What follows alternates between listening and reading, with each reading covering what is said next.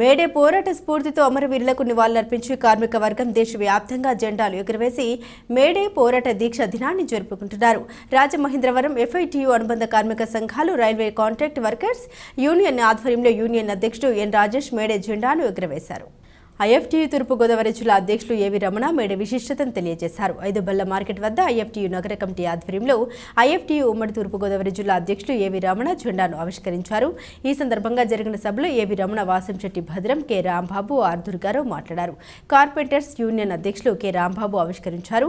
Are Durgarao, వి భద్రం మాట్లాడారు. Aryapuram HP gas company వద్ద తూర్పుగోదావరి జిల్లా గ్యాస్ డెలివరీ వర్కర్స్ యూనియన్ అధ్యక్షులు శివకుమార్ జెండా ఆవిష్కరించారు.